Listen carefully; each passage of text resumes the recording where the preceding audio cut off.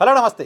5 రాష్ట్రాల ఎన్నికలకు షెడ్యూల్ విడుదలైంది. ఈ 5 రాష్ట్రాల ఎన్నికలు మినీ పార్లమెంట్ ఎన్నికలను తలపించేలా ఉన్నాయి. 5 రాష్ట్రాల ఎన్నికల్లో విజయం సాధించడం అనేది భారతీయ జనతా పార్టీకి సవాల్గా మారబోతోంది.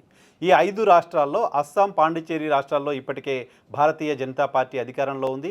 అస్సాంలో భారతీయ జనతా పార్టీ మూడోసారి ప్రస్తుతం అధికారంలో కంటిన్యూ అవుతుంది. 2006 నుంచి కంటిన్యూస్గా భారతీయ జనతా పార్టీ వరుసగా 2 సార్లు విజయం సాధించింది. ఇప్పుడు మూడోసారి ఎన్నికలకు వెళ్తోంది. అంతకుముందు 15 ఏళ్ళు కాంగ్రెస్ పార్టీ అక్కడ అధికారంలో ఉంది. సో అస్సాంలో తొలిసారి అధికారాన్ని రుచి చూసిన భారతీయ జనతా పార్టీ 10 ఏళ్ళు పూర్తి చేసుకొని మూడోసారి ఎన్నికలకు వెళ్తోంది.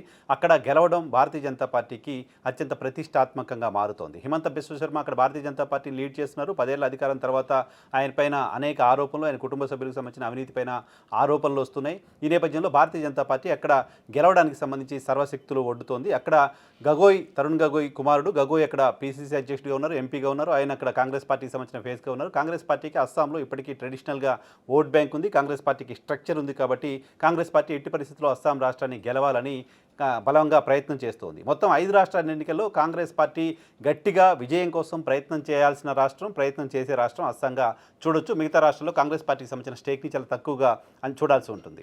సో అస్సాంలో అధికారాన్ని నిలబెట్టుకోవడం భారతీయ జనతా పార్టీకి సవాల్గా మారింది.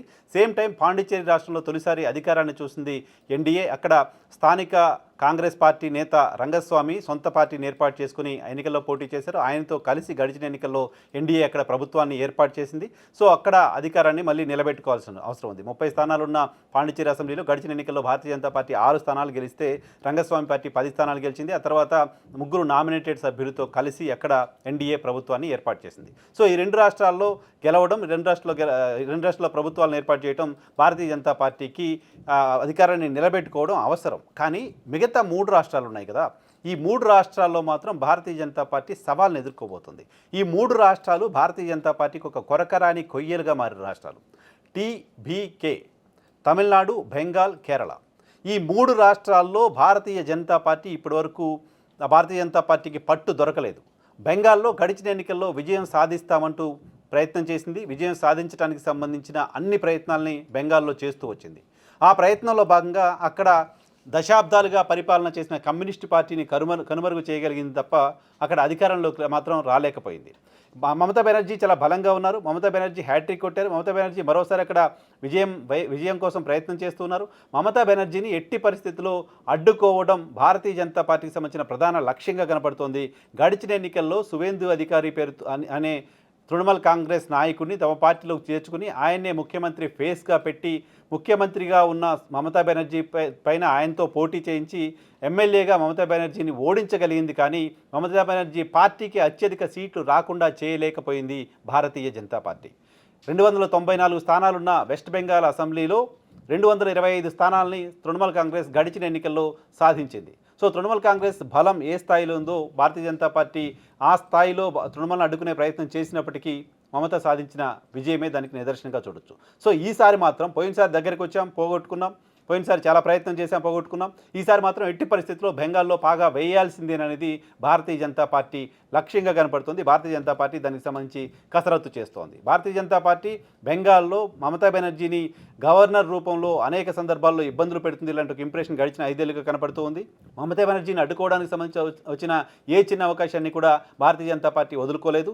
ఈసారి బెంగాల్లో ఖచ్చితంగా కమలం జెండా ఎగరవేయాల్సిందేననే కృతనిశ్చయంతో భారతీయ జనతా పార్టీకి సంబంధించిన నాయకత్వం ఉంది.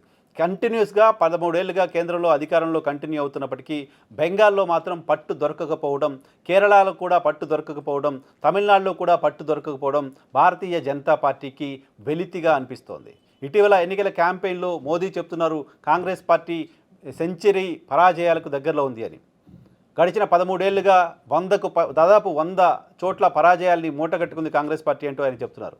అదే సమయంలో భారతీయ జనతా పార్టీ మాత్రం ఈ 3 రాష్ట్రాల్లో విజయం సాధించలేకపోతుంది. 3 రాష్ట్రాల్లో భారతీయ జనతా పార్టీ పాగా వేయలేకపోతుంది. వెస్ట్ బెంగాల్కు సంబంధించి భారతీయ జనతా పార్టీ ఇమీడియట్ ప్రతిపక్షంగా ఉంది. అక్కడ Trinamool versus Bharatiya Janata party war ఉంది. అక్కడ భారతీయ జనతా పార్టీ గెలవడానికో ఓడడానికి అవకాశం ఉంటుంది. భారతీయ జనతా పార్టీ అక్కడ క్రూషియల్ రోల్లో ఉంది అని భావించవచ్చు. వెస్ట్ బెంగాల్లో గెలిస్తే వండర్ అవుతుంది, గెలవకపోయినా అక్కడ పార్టీ సెకండ్ ప్లేస్లో ఉంటుంది. ఇక కేరళ విషయానికి వస్తే కేరళలో అసలు భారతీయ జనతా పార్టీకి సంబంధించిన ఎగ్జిస్టెన్సీ లేకుండా పోతుంది. కేరళలో భారతీయ జనతా పార్టీ పాగా వేయడం కోసం చాలా సంవత్సరాలుగా ప్రయత్నం చేస్తోంది. అక్కడ అధికార సిపిఎం కూటమి, ప్రతిపక్ష కాంగ్రెస్ కూటమి, ఈ రెండు కూటమిల మధ్య ఫైట్ ఉంది తప్ప భారతీయ జనతా పార్టీ అక్కడ సోదిలో కూడా లేని పరిస్థితి కనపడుతోంది. గడిచిన పార్లమెంట్ ఎన్నికల సందర్భంగా ఒకే ఒక్క లోక్సభ స్థానాన్ని భారతీయ జనతా పార్టీ అక్కడ గెలుచుకుంది. ఈసారి అసెంబ్లీ ఎన్నికల్లో అదృష్టాన్ని పరీక్షించుకోవాలనుకుంటుంది. దానికి సంబంధించి ఇప్పటికే రకరకాల ప్రయత్నాల్ని చేస్తూ వస్తుంది భారతీయ జనతా పార్టీ. కానీ కేరళలో మాత్రం ఆ పార్టీకి పట్టు దొరకలేదు. కేరళలో అధికారం గురించి విషయం పక్కన పెడితే కేరళలో బోనీ కొట్టి కేరళలో కాస్త చెప్పుకోదగ్గ స్థాయిలో ఓట్లను సాధించినా అది భారతీయ జనతా పార్టీకి సంబంధించిన విజయంగా చూడొచ్చు. ఆ స్థాయి ఓట్లైనా సాధించడం ఎలా, ఆ స్థాయిని ఓట్లను సాధించడానికి సంబంధించి ఏం చేయాలనే దానిపైన భారతీయ జనతా పార్టీ కసరత్తు చేస్తోంది. మరొక రాష్ట్రం తమిళనాడు రాష్ట్రంలో కూడా భారతీయ జనతా పార్టీ అధికారాన్ని చూడలేకపోయింది. తమిళనాడు కంటిన్యూస్గా భారతీయ జనతా పార్టీకి వ్యతిరేకంగానే ఉంది. తమిళనాడు సెక్యులర్ ఐడియాలజీతో ఉంటున్న రాష్ట్రంగా చూడొచ్చు. అక్కడ అధికారంలో ఉన్న ప్రతిపక్షాలు ఉన్న పార్టీలన్నీ కూడా సెక్యులర్ పదం చుట్టూ ఉంటుంటాయి. సో భారతీయ జనతా పార్టీకి అక్కడ డిఎంకేతోటో అన్నా డిఎంకేతోటో గతంలో పొత్తులకు వెళ్ళే ప్రయత్నం చేసినా పొత్తులు పెట్టుకున్నప్పటికీ భారతీయ జనతా పార్టీ పట్ల యాక్సెప్టెన్సీ మాత్రం అక్కడ ప్రజలు ఇప్పటివరకు రాలేదని చెప్పొచ్చు. ఇప్పుడు గడిచిన 3-4 ఏళ్లుగా తమిళనాడులో పాగా వేయడం కోసం ప్రయత్నం చేస్తోంది. జయలలిత మరణం తర్వాత అన్నా డిఎంకే పార్టీని హోల్సేల్గా టేక్ ఓవర్ చేసుకొని తానే నడిపిస్తోంది కనపడకుండా. అన్నాడీఎంకే పార్టీ ఎన్డీఏలో భాగస్వామిగా ఉంది. ఎన్డీఏలో భాగస్వామిగా ఉన్న అన్నాడీఎంకే పార్టీ తర్వాత ఎన్డీఏ నుంచి బయటికి వెళ్ళిపోయింది. కొద్ది రోజుల క్రితం మళ్ళీ ఎన్డీఏలో కలిసింది. ఎన్డీఏతో కలిసి పోటీ చేస్తామని చెప్పి ప్రకటన చేశారు. సీట్ల సర్దుబాటు కూడా ఆల్మోస్ట్ పూర్తి చేసుకున్నారు.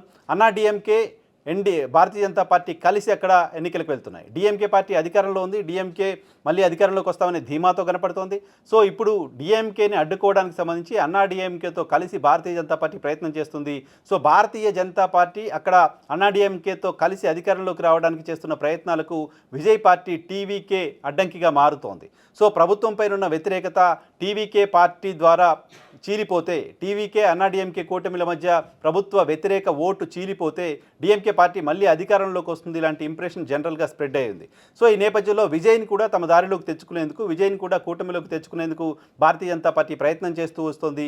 ఆయనకు డిప్యూటీ సీఎం ఇస్తాం, 80 సీట్లు ఇస్తామంటూ ఆఫర్ ఇచ్చినట్లుగా వార్తలు చూస్తున్నాం. కరూర్ తొక్కిసలాటకు సంబంధించి సిబిఐ విచారణ జరుగుతుంది. సిబిఐ విచారణ పేరుతో ఢిల్లీకి పిలిచింది విజయ్ని. ఢిల్లీకి పిలిచిన సందర్భంగా భారతీయ జనతా పార్టీకి సంబంధించిన కొంతమంది నాయకులు ఆయనతో సంప్రదింపులు జరిపారు లాంటి వార్తలు కూడా వచ్చాయి. ఈ వార్తలన్నింటినీ విజయ్ ఖండిస్తున్నారు. తన ఒంటరిగానే పోటీ చేస్తారని ప్రకటిస్తున్నారు. విజయ్ ఒంటరిగా పోటీ చేస్తే మాత్రం ఖచ్చితంగా తమిళనాడులో భారతీయ జనతా పార్టీ కళ నెరవేరే అవకాశం కనిపించట్లేదు. తాము అన్నాడీఎంకేతో కలిసైనా అధికారాన్ని పంచుకోవాలనే భారతీయ జనతా పార్టీ ఆశ నెరవేరే పరిస్థితి కనిపించట్లేదు. ఆ రెండు పార్టీలు కలిసి డీవీకే కూడా కలిసి అన్నాడీఎంకే కూటమితో కలిసి పనిచేస్తే అక్కడ ఫైట్ ఉండడానికి సంబంధించిన అవకాశం ఉంటుంది. డిఎంకే ఓడిపోతుందంటే ఒక ఇంప్రెషన్ ఏమైనా బిల్డ్ అవ్వడానికి అవకాశం ఉంటుంది తప్ప రెండు కూటమిలుగా విడిగా పోటీ చేస్తే అక్కడ డిఎంకేని అడ్డుకోవడం దాదాపు అసాధ్యమైన రాజకీయ విశ్లేషణలను చూస్తున్నాం. ఈ నేపథ్యంలో తమిళనాడులో మెరుగైన ఫలితాలను సాధించటం ఎలా, కేరళలో మెరుగైన ఫలితాలను సాధించడం ఎలా, బెంగాల్లో కమలం జెండా ఎగరేయటం ఎలా, ఈ మూడు భారతీయ జనతా పార్టీకి సవాల్గా మారాయి. టీబీకే తమిళనాడు, బెంగాల్, కేరళ ఈ మూడు రాష్ట్రాలు భారతీయ జనతా పార్టీకి చాలా కష్టాలను తెచ్చిపెట్టబోతున్నాయి. గతంలో అధికారంలోకి వచ్చిన తర్వాత, నరేంద్ర మోడీ ప్రధానమంత్రి అయిన తర్వాత వరుసగా 2 సార్లు కేంద్రంలో అధికారంలోకి వచ్చినప్పటికీ, మూడోసారి సంకీర్ణాన్ని ఏర్పాటు చేసినప్పటికీ ఢిల్లీలో గెలవలేకపోయామనే వెలితి భారతీయ జనతా పార్టీకి కనపడుతూ ఉండేది. కంటిన్యూస్గా ఢిల్లీలో కేజ్రీవాల్ నాయకత్వంలో ఆప్ విజయం సాధిస్తూ రావడం, తాము కూర్చొని అధికారం చెలాయిస్తున్న రాష్ట్రంలో తాము అధికారంలోకి రాలేకపోతున్నాం, దేశమంతా గెలుస్తున్నాం, దేశమంతా అనేక రాష్ట్రాల్లో గెలుస్తున్నాం, 2 సార్లు 3 సార్లు గెలుస్తున్నాం తప్ప ఢిల్లీలో గెలవలేకపోతున్నామనే పట్టుదలతో గడిచిన ఢిల్లీ ఎన్నికలకు ముందు రకరకాల ప్రయత్నాలు, రకరకాల స్ట్రాటజీల ద్వారా భారతీయ జనతా పార్టీ ఢిల్లీలో అధికారంలోకి రాగలిగింది. సో ఇప్పుడు బెంగాల్ విషయంలోనూ, ఇప్పుడు తమిళనాడు విషయంలోనూ అదే ప్రయత్నం చేస్తోంది. కేరళలో మాత్రం అధికారం సంగతి దేవుడెరుగు, కనీసం అక్కడ గౌరవప్రదమైన సీట్లు తెచ్చుకోవడం అవసరం, తక్షణ అవసరంగా భారతీయ జనతా పార్టీ భావిస్తోంది. దానిలో భాగంగా ఈ 3 రాష్ట్రాలలో మెరుగైన ఫలితాల కోసం భారతీయ జనతా పార్టీ ప్రయత్నం చేయాల్సిన అవసరం ఉంటుంది. ఇక కాంగ్రెస్ పార్టీ విషయానికి వస్తే, కాంగ్రెస్ పార్టీ ప్రస్తావన ఈ వీడియోలో చెప్పాల్సిన అవసరం లేనప్పటికీ భారతదేశంలో ప్రతిపక్ష పార్టీగా ఉన్న కాంగ్రెస్ పార్టీ తమిళనాడులో తోక పార్టీగానే ఉంది. అన్నాడీఎంకే పార్టీతో కలిసి అక్కడ 234 స్థానాలున్న తమిళనాడు అసెంబ్లీలో కాంగ్రెస్ పార్టీ 27 స్థానాలకు మాత్రమే పోటీ చేస్తుంది. కాబట్టి అక్కడ కాంగ్రెస్ పార్టీని తోక పార్టీగానే చూడాల్సిన అవసరం ఉంటుంది. కేరళ కాంగ్రెస్ పార్టీకి అధికారంలోకి రావడానికి సంబంధించిన ప్రయత్నం కాంగ్రెస్ పార్టీ గట్టిగా చేస్తున్న రాష్ట్రం. జనరల్గా చాలా సందర్భాల్లో మనం చూస్తుంటే కేరళలో ఓసారి కాంగ్రెస్ నేతృత్వంలోని కూటమి, ఒకసారి సిపిఎం నేతృత్వంలోని కూటమి అధికారంలోకి వస్తూ ఉండడం గమనిస్తున్నాం. కానీ గడిచిన ఎన్నికల్లో విజయ్ నేతృత్వంలో సిపిఎం కూటమి రెండోసారి కంటిన్యూస్గా అధికారంలోకి వచ్చింది. కాబట్టి 10 ఏళ్ల వ్యతిరేకత కారణంగా కాంగ్రెస్ నేతృత్వంలోని కూటమి అక్కడ అధికారంలోకి వస్తుంది లాంటి ఒక ఇంప్రెషన్ ఉంది. దానికి సంబంధించి కాంగ్రెస్ పార్టీ గట్టిగా ప్రయత్నం చేసే అవకాశం ఉంటుంది. సో భారతీయ జనతా పార్టీకి టఫ్ టాస్క్. కాంగ్రెస్ పార్టీ కాస్త గట్టిగా కష్టపడితే కేరళ, అస్సాం రాష్ట్రాలను గెలవడానికి సంబంధించిన అవకాశం ఉంది.